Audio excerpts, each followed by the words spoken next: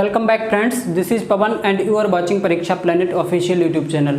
Friends, आज की class में हम लोग फॉर्म्स ऑफ इंग्लिश लिटरेचर में लिरिक को समझेंगे। लिरिक क्या है, इसकी क्वालिटीज़ क्या हैं और बेसिकली लिरिक कितने प्रकार का होता है, तो ये सारी बातें हम लोग इस क्लास में सीखेंगे। तो स्टार्ट करते हैं without any delay.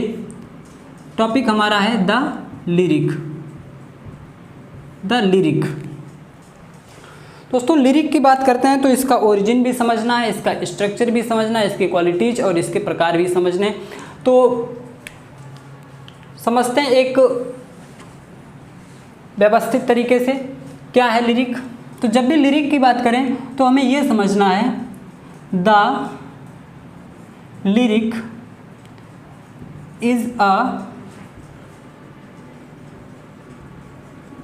Musical composition. Musical composition of Greek origin.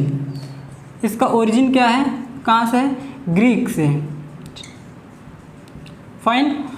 The lyric is a musical composition of Greek origin. तो इसकी जो उत्पत्ति की अगर बात की जाए तो जो लिरिक का ओरिजिन है वो कहाँ से हुआ, ग्रीक कल्चर से हुआ है। एंड दूसरी बात इसमें सबसे इम्पॉर्टेंट है वो आपको ध्यान रखनी है, ओरिजिनली मीन्स जब इसका ओरिजिन हुआ था, originally it was meant, originally it was meant to be sung with a lyre. With a lyre. Lyre आपको समझना है यहाँ पर लायर क्या है। जब शुरुआत में जब इसका ओरिजिन हुआ था लिरिक का, तब ये किसके साथ गाई जाती थी, originally it was meant to sung with a lyre. Lyre was a musical instrument. क्या था ये, यह एक म्यूजिकल इंस्ट्रूमेंट है।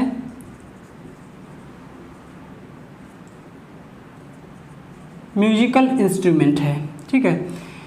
मीन्स लिरिक क्या है, नेचर में म्यूजिकल है। इसके साथ शुरुआत में जब इसकी शुरुआत हुई थी तब यहाँ पर इसके साथ एक इंस्ट्रूमेंट था जिसके साथ इसे गाया जाता था, lawyer.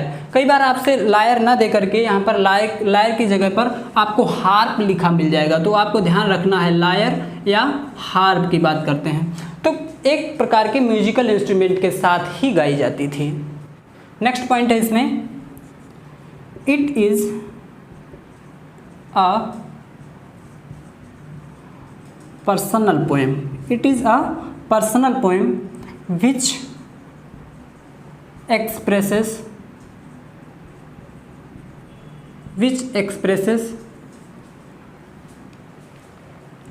a state of mind, a state of mind, a process of thought,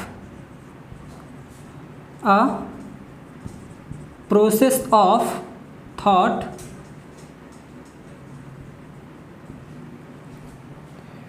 feeling,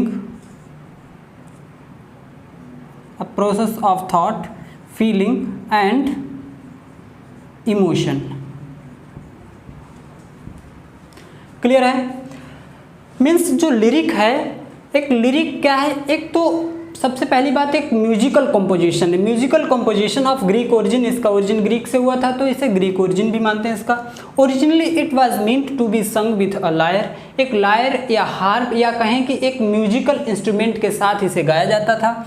it is a personal poem. और ये क्या है, एक पर्सनल पोएम है। मीन्स इसमें जो पोएट है वो अपने विचार, किसी भी चीज़ को देखकर, किसी भी नेचुरल सीन को देखकर या किसी भी प्रकार के अपने विचारों को व्यक्त करता है। अपनी फीलिंग होती है उसकी, उसका अपना इमोशन होता है, अपना जो स्टेट ऑफ माइंड को व्यक्त करता है, ठीक है। तो एक पर्सनल पोएम है इस हिसाब से ये, which expresses a state of mind, a process of thought. कोई थॉट अगर पोएट के मन में चल रही तो उसे लेकर के एक म्यूजिकल टोन में जो एक शॉर्ट पोएम उसने क्रिएट की है वो क्या कही जाएगी, लिरिक बोली जाएगी। ओके, तो लिरिक की जो बेसिक क्वालिटीज़ हैं अब हम उनकी बात कर लेते हैं।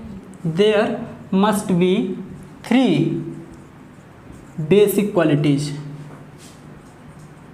Basic qualities in a lyric. एक लिरिक में 3 बेसिक क्वालिटीज होनी चाहिए, ये कम से कम फुलफिल होनी चाहिए एक लिरिक होने के लिए। तो उसमें से जो पहली है, first of all a lyric should be short composition. Okay, short composition. कोई भी लिरिक तभी लिरिक कही जाएगी जब वो शॉर्ट हो, short composition. After that a lyric must have a single emotion. It must have a single emotion. A single emotion. एक lyric में एक सिंगल फीलिंग, एक सिंगल प्रोसेस ऑफ थॉट, एक सिंगल इमोशन की बात की जाती है। एक सिंगल इमोशन को ही व्यक्त किया जाता है म्यूजिकल टोन में। Next and most important, that is it should be musical. It should be musical. Musical क्योंकि ये लायर के साथ गाई जाती थी, हाथ के साथ गाई जाती थी, यानी इसके साथ एक एड का यूज किया जाता था, एक म्यूजिकल इंस्ट्रूमेंट का यूज किया जाता था शुरुआत से ही। तो क्या है, इसमें म्यूजिकल टोन भी होनी चाहिए। तो ये 3 बेसिक क्वालिटीज़ हैं। सबसे पहले तो एक लिरिक शॉर्ट होनी चाहिए, जो कंपोजिशन है वो बहुत ज़्यादा लेंदी ना हो। सिंगल इमोशन, ऐसा नहीं कि पूरा एक ही लिरिक में हर तरह के सुख दुख और वेदना कष्ट जो भी है सब कुछ एक ही लिरिक में आ जाए, ऐसा नहीं। केवल एक state of mind, only one process of thought की बात करते हैं इसमें, एक इमोशन को एक्सप्रेस करते हैं। और इसकी जो टोन होती है वो कैसी होनी चाहिए, म्यूजिकल। 3 क्वालिटीज़ को फुलफिल करने वाली पोएम को ही क्या कहेंगे, लिरिक कहेंगे। अब हम बात करते हैं इसका एक एक करके। शॉर्ट कंपोजिशन का मतलब क्या है, सिंगल इमोशन का मतलब क्या है, और इट शुड बी म्यूजिकल, यानी म्यूजिकल का मतलब क्या है। प्रारंभ में जो लिरिक थी वो म्यूजिकल थी, और आज का जो लिरिक है, आज की जो लिरिक है वो म्यूजिकल है या नहीं है, अगर है तो वो किस तरह से है। ओके, तो साथ बने रहें। First of all single emotion, single emotion की बात कर लेते हैं सबसे पहले। एक जो सिंगल इमोशन की बात हम लोग कर रहे हैं, तो a lyric focuses on a single emotion. एक जो लिरिक है वो सिंगल इमोशन पर फोकस करती है। इट में भी इमोशन ऑफ लव, ये इमोशन लव का हो सकता है, ग्रीफ कष्ट का हो सकता है, और होप उम्मीद का हो सकता है, या फिर इसमें हम किसी एक तरीके से ब्यूटी यानी सौंदर्य को भी एक्सप्रेस कर सकते हैं। नेक्स्ट एंड मोस्ट इम्पॉर्टेंट बात सिंगल इमोशन में ये है, दिस इमोशन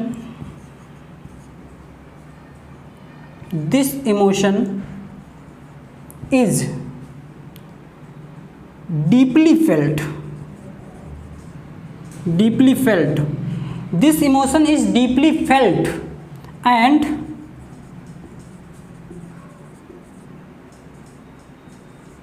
passionately expressed. ये बात आपको ध्यान रखनी है।